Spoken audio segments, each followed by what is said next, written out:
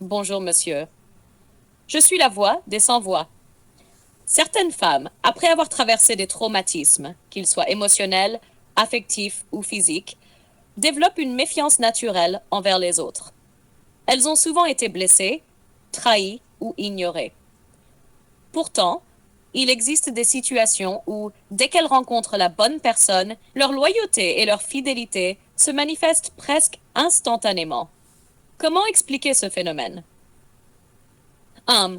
Les cicatrices invisibles et le besoin de sécurité. Chaque traumatisme laisse une trace dans le corps et l'esprit. Une femme qui a vécu des abus, des déceptions amoureuses ou des pertes émotionnelles importantes vit souvent dans un état de vigilance constante.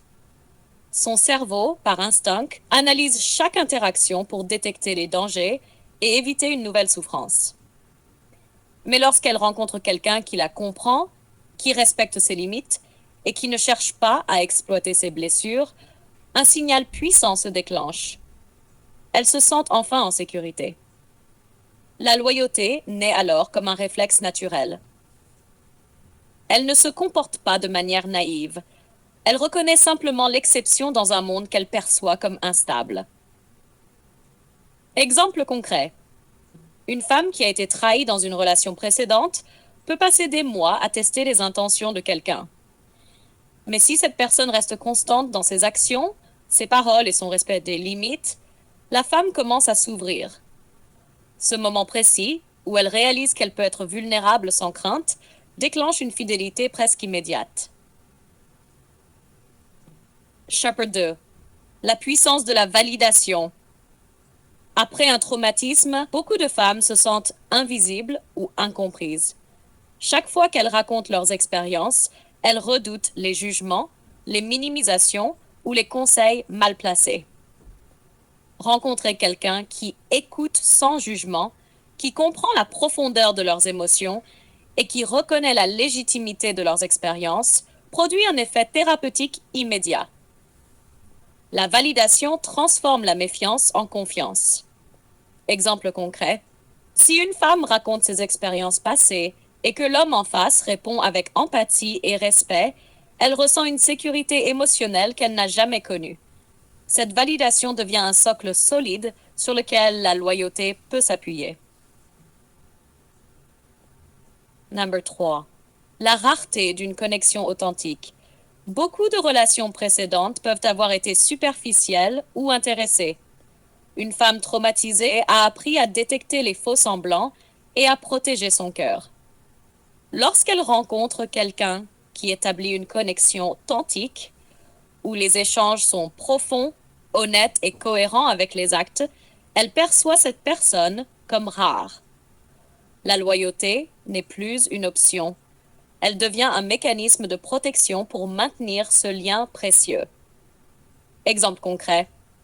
Dans la vie quotidienne, une femme peut recevoir des compliments ou des attentions de plusieurs hommes, mais elle ne s'attache réellement qu'à celui qui perçoit ses blessures sans les exploiter, qui comprend ses silences et respecte ses zones de fragilité. La fidélité devient alors instinctive, car elle protège ce trésor rare. 4. La reconstruction de la confiance. Les traumatismes brisent souvent la capacité à faire confiance. Mais lorsque quelqu'un démontre constance, respect et transparence, la confiance se reconstruit rapidement. La loyauté et la fidélité émergent comme des réponses à cette reconstruction. Ce n'est pas de la naïveté, c'est la reconnaissance d'une stabilité enfin retrouvée.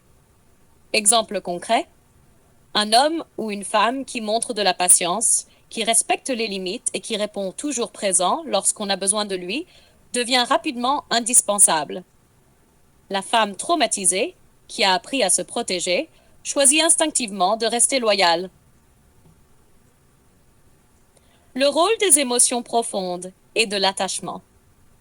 Le cerveau humain est programmé pour rechercher la sécurité et le soulagement émotionnel. Lorsqu'une femme traumatisée rencontre quelqu'un qui répond à ses besoins émotionnels profonds, elle associe cette personne à la stabilité et au réconfort.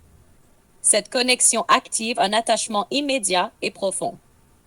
La fidélité devient une réponse naturelle à cette expérience de sécurité et de compréhension. Exemple concret.